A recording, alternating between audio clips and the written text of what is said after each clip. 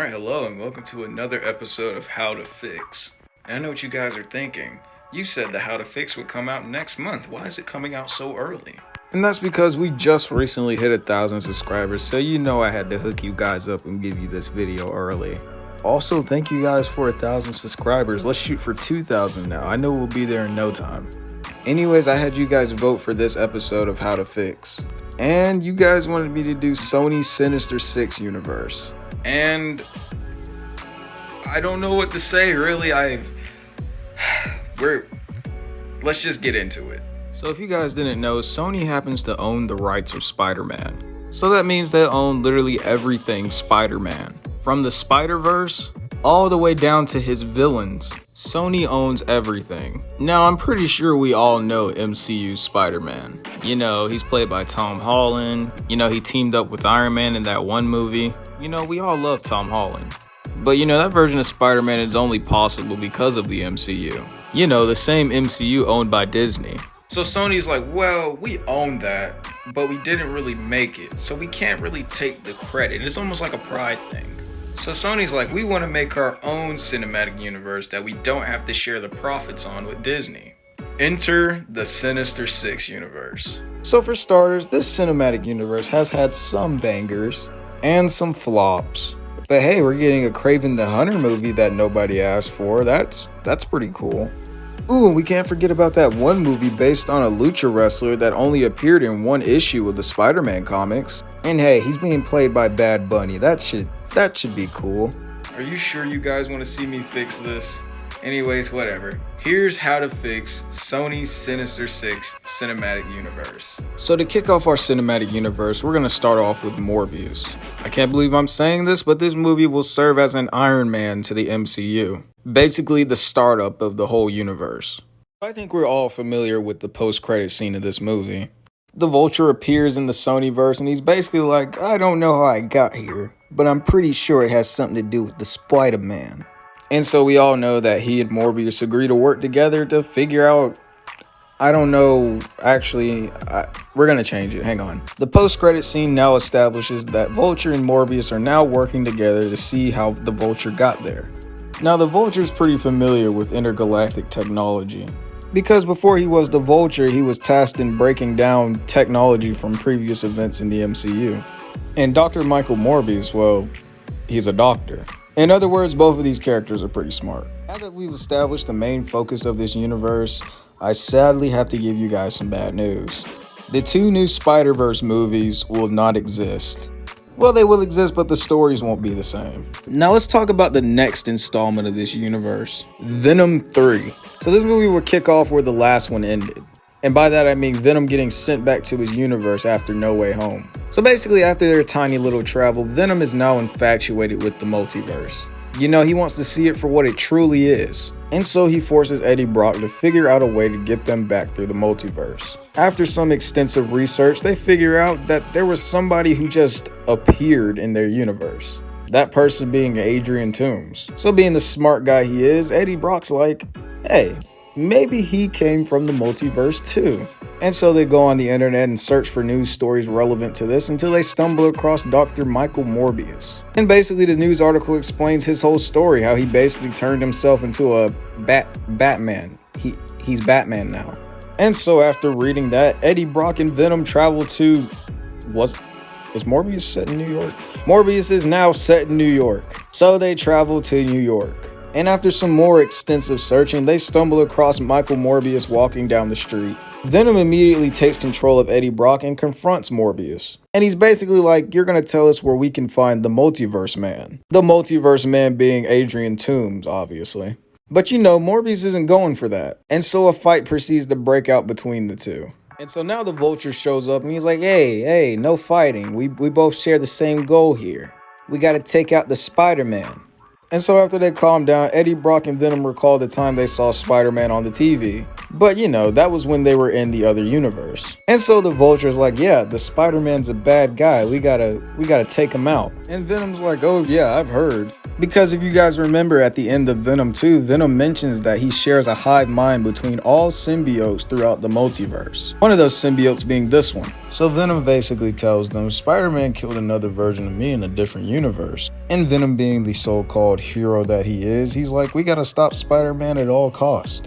And with two people telling him that Spider-Man's not a good guy, Morbius is obviously convinced that, well, Spider-Man isn't a good guy. And so he helps the two try to stop Spider-Man. And so after a couple months, Morbius and Vulture are able to make a multiverse portal. This portal will allow them to travel to different universes. And I know what you're thinking, how were these two able to make that? Well, it's Sony. I mean, the bad writing is bound to come. Anyways, after creating the portal, they obviously need somebody to test it out on. Venom obviously agrees and is like, I'm gonna go find Spider-Man. And so the plot of Venom 3 is Venom traveling through the multiverse to find Spider-Man. And throughout this story, Venom would meet other versions of himself, such as Anti-Venom, the Bio-Life Venom, and Agent Venom. As Venom is traveling around the multiverse, he runs into Anti-Venom. Obviously, these two get into a little fight because they don't know each other, but their relationship is quickly rekindled because they share the same goal: kill Spider-Man. And so Anti-Venom's like, yeah, I have a Spider-Man on this universe. He's a real a-hole. And so Venom is like, bet, let's go kill him. And that is exactly what they do. Except it's not Miguel O'Hara that they kill. It's his brother Gabriel. You see, ever since the end of Into the Spider-Verse, Miguel has been out there in the multiverse doing multiverse things. So Gabriel has taken it upon himself to play the role of Spider-Man while Miguel is gone. And this sadly gets him killed. But don't worry, he puts up one hell of a fight, but again, he's going against two symbiotes here. So after killing Gabriel, they briefly celebrate their accomplishment. But Eddie realizes that, hey, maybe that Spider-Man wasn't a bad guy. Venom, I'm pretty sure we're being manipulated here. And they really start to realize this when they realize that Anti-Venom is about to kill them too. You know, he doesn't really do team-ups. And so the final battle of Venom 3 would be Anti-Venom going against Venom. And you know, since he is the main character of the movie, Venom obviously wins. But he quickly escapes back to his universe, telling Morbius and Vulture what happened. Morbius is surprised to hear that they actually managed to kill a Spider-Man. But Morbius is a tad bit confused, because they tell him that it's not the one that they were mentioning earlier. So Morbius comes to the conclusion that there's different Spider-Man along with different versions of them. You know, Vulture doesn't really care what Spider-Man got killed as long as it was a Spider-Man. And so he's like, great, that's one less loose end. Vulture then suits up and tells him that he'll be right back as he jumps through the multiverse portal. Venom 3 ends with Morbius and Venom staring at the portal, unaware of what's to come. A post-credit scene shows Miguel coming back to the 2099 universe, realizing that his brother is dead. He then uses his technology to see a ping traveling throughout the multiverse, but it's only to one universe. It's going back and forth from its original to another. And that's how Venom 3 will end. Now with Venom 3 being established, this phase of the Sony Cinematic Universe consists of these movies. You guys already know about these movies, so I'm going to go ahead and list them. Spider-Man Into the Spider-Verse, Venom, Venom 2, Spider-Man No Way Home, Morbius, and now Venom 3. Now these next couple of movies are going to be Sinister Six based movies. I'm going to go through them and give you a brief summary of how the movie will be and how it sets up the next couple of films. Also, all of these projects take place within different universes. With that being said, let's start off with our first project, which is simply titled Octavius. Now this would be kind of a psychological movie. It would be about Otto Octavius working with the young Peter Parker to create their advanced prosthetics. And throughout the movie, you'd see how Otto Octavius is slowly losing his mind. You know, he'd get his lab shut down, and quickly descend into madness. And he would eventually end up fighting a young Spider-Man. I'm talking about year 3 Spider-Man. The ending of this movie would be Vulture finding Otto Octavius and recruiting him to stop Spider-Man. Our next movie of this universe is titled The Goblin. This would be another multiverse story that showcases Norman Osborn during Spider-Man's mid-year. I'm talking about year 10. Wanting to keep up with Spider-Man, Norman enacts a military program that will give soldiers the power of, Spider-Man. And obviously it goes wrong. Now Norman, being the maniacal egomaniac that he is, he decides to take it first, but it it messes him up and turns him into the Green Goblin. Dun dun dun. Now the Goblin personality hears about all the praise Spider-Man is getting, and he wants to take all the glory for himself and also rule everything. Now this would be another psychological movie, but more on the horror side, as the Goblin can be a scary character. The ending would be another battle with Spider-Man. This would also include the death of Gwen Stacy, but this time from the Goblin's perspective. But the end of the movie would be the Goblin being defeated.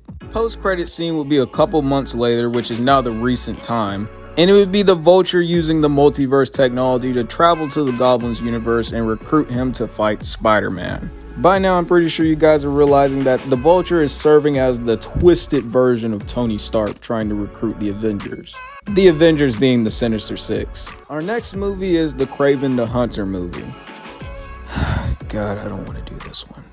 This would be a movie that involves Kraven's upbringing. You'd get an origin story, and he's one of the most prized hunters in his family. Wanting to look for a better challenge, he's introduced to Spider-Man. Now from here on, the movie would just be the Kraven's last hunt story, except from Kraven's perspective. Except the ending would be Kraven actually killing and burying Spider-Man. Like this scene right here would be the final shot of this movie.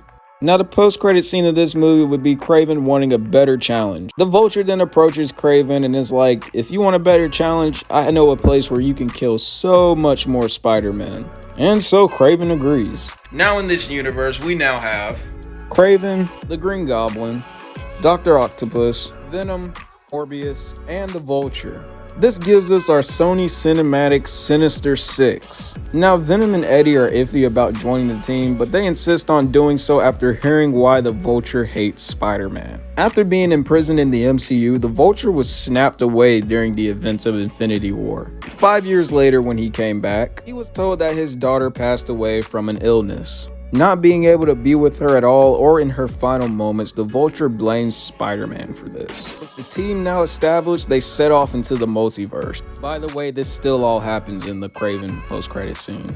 Not the Vulture backstory. That probably happens in like Venom 3 or something.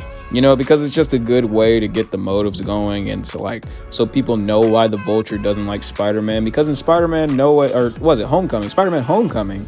He was he was kind of cool with Spider-Man. He didn't give him away and, stuff like that. He was cool, but now he's really bad and he's evil and he hates Spider-Man. Spider-Man Across the Spider-Verse. This movie will serve as the Infinity War of the Sony Sinister Six universe. Strap up and buckle in because it's going to get a bit convoluted. The movie starts off where Venom 3 ended, with Miguel mourning the loss of his brother. He goes back on the security footage where the incident happened, playing it over and over to figure out what could have happened. He also blames himself for wasting so much time in the multiverse and leaving his brother to do the Spider-Man stuff alone. After finding a ping in the multiverse that is constantly traveling from different universes, he's also keeping tabs on some Spider-Man, realizing that they're being killed. He then comes to the conclusion that the person that is traveling through the multiverse is the reason why these Spider-Men are being killed, is the reason why his brother was killed.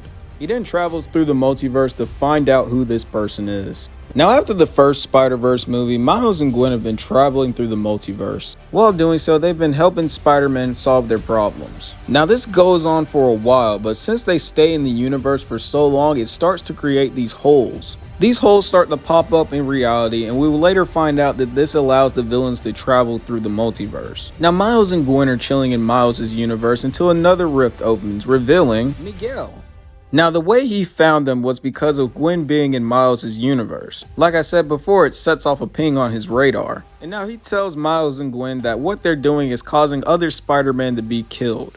And that they may be saving other universes, but they're also, getting people killed. So now Miles and Gwen realize their actions. And this low-key sends Miles into a slight depression because, he's killing people.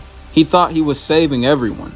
So the two tell each other goodbye, and Miguel and Gwen head back to their universe. Miguel heads back to his universe and relaxes. He knows he couldn't save his brother, but he's slightly relieved that the rest of the Spider-Men are safe, and how no one has to deal what he's going through with his grief. A couple weeks pass and Miles is laying in his bed, still thinking. Suddenly a rift opens from his ceiling to reveal Gwen. She drops by and asks Miles, "You coming?" Or basically what she said at the end of the first movie. Miles is hesitant after what Miguel said, but he ends up joining Gwen. He's in love, and Love makes you do stupid things. Also, Gwen is a rebel. She thinks it's bullcrap that other Spider-Men are dying without fighting back. Also, she's not just gonna sit back and let people die. They're supposed to be the good guys. She's gonna figure out what exactly is killing them. So her and Miles rendezvous at a hub, just like how it was in the trailer. It's not the massive one that we saw with all the Spider-Man, it's just a smaller scaled one. But during Miles and Gwen's time going around saving different universes, this is where they would rendezvous. Here we'd be introduced to the original cast of the first movie. You'd see some familiar faces such as Noir, Penny Parker, Spider-Ham, and everyone's favorite Spider-Man, Peter B. Parker. We'd also be introduced to some new faces such as Spider-Punk and the Japanese Spider-Man. Together, these guys try to figure out what exactly is causing these rifts and how the other Spider-Men are dying. Also, they start calling these rifts Oreos.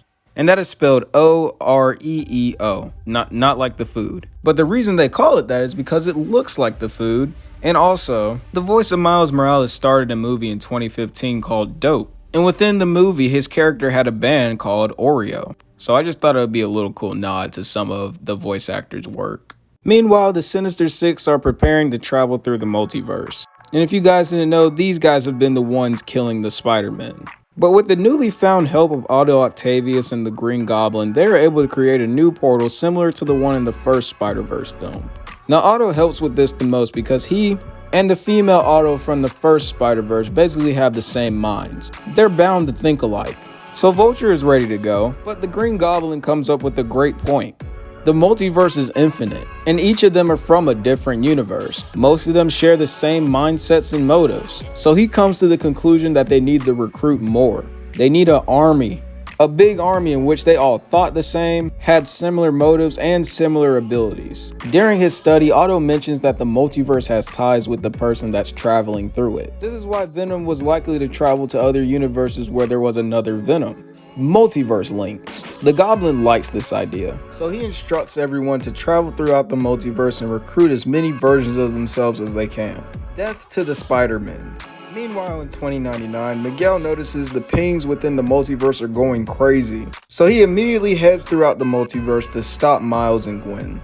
Now while that's happening, the Spider-Men are traveling throughout the multiverse, investigating what is killing the other Spider-Men. They eventually end up traveling to Spider-Man India's universe. They arrive and meet up with Spider-Man India. Miles tells them that they don't have much time and Miguel is soon to catch up to them. He then tells the Spider-Man of that universe that something or someone out there is hunting Spider-Man just like them. And they need to find out who it is before, they die. But just before they can finish their conversation, an Oreo opens up within the universe revealing the Green Goblin. Gwen immediately puts two and two together and realizes that he's the one killing the Spider-Man. And without a second thought, she rushed. Now as they're fighting, the Goblin comments that there's a female Spider-Man and how the multiverse is actually real. Now Miles attempts to help Gwen, but is stopped by Miguel, who opens a rift. Immediately grabs Miles, opening another rift and tackling him through it. Now this fight is similar to the one that we've seen in the trailer. Now Miguel wins, and he imprisons Miles within the 2099 universe. And so he and Miles have a talk, and Miguel explains to Miles that his brother was killed by his actions. This makes Miles feel terrible. He attempts to tell him that there's someone out there attempting to kill all the Spider-Man, but Miguel doesn't listen. He's grieving and he's not in his right state of mind. This explains why he immediately attacked Miles instead of assessing the situation. Miguel tells him that this situation is bigger than he could ever imagine. There's not worlds at stake, there's universes. The more he's messing around in these universes, the more people he's killing. He then shows Miles a picture of his family and is like, if anything happens to them because of you, I will kill you. He then leaves Miles in prison as he goes to stop the other Spider-Man. While Miguel is gone, Miles eventually escapes using his Venom electricity to disable the cage he's locked in. He attempts to find a way to escape Miguel's lab until he notices another Oreo. And before he can examine it, Venom jumps through. He immediately attacks Miles, giving us a little fun fight in Miguel's lab as it's destroyed. He eventually stops Venom by hitting him with a Venom Blast. This causes the symbiote to retreat, revealing Eddie Brock. The two converse as Miles helps him to his feet. Eddie tells Miles that he remembers this universe and then tells him that he killed the Spider-Man of this universe. Miles puts two and two together and realizes that Eddie killed Miguel's brother. Eddie then clarifies and says that he had help from the Venom of this universe, but he's dead now. He killed him. Eddie then says that while he was here, he realized that Spider-Man wasn't the bad guy of this universe. Sure, there may be evil Spider-Man, but not here, not in this universe. Miles tells Eddie to help him find the other Spider-Man and stop who's ever trying to kill them. Eddie agrees and gives Miles his multiverse tech so that the multiverses are tied to him. He and Venom then jump through the multiverse to regroup with his friends. But sadly, Miles doesn't remember the coordinates to Spider-Man India's universe. So he goes through each set of numbers until he reaches the right one. Some of these universes include the Spectacular Spider-Man universe, the Spider-Man and His Amazing Friends universe. Wait, no, not that one. There we go. And everyone's favorite, the PS4/5 universe. So this would just be a fun little subplot of giving us our old classic jumping through universes like they did in the comics. And also this is fun because there was a time during the Spider-Verse event where Miles Morales had to go through different multiverses. Some of those included like the Toonverse, I remember the Ultimate Universe, not the comics, but like the Ultimate Spider-Man where Drake Bell voiced Peter Parker.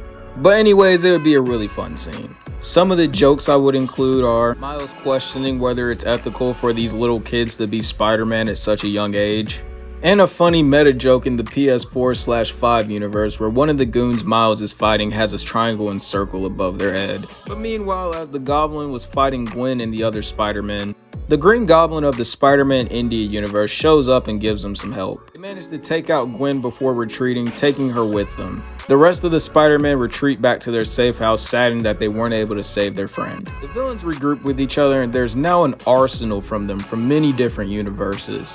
They also mention that some of the Spider-Men of that universe were killed as well. Now with the army ready, they're ready to go to war. But first they need somebody who has multiversal ties with the Spider-Man. This is where Gwen comes in.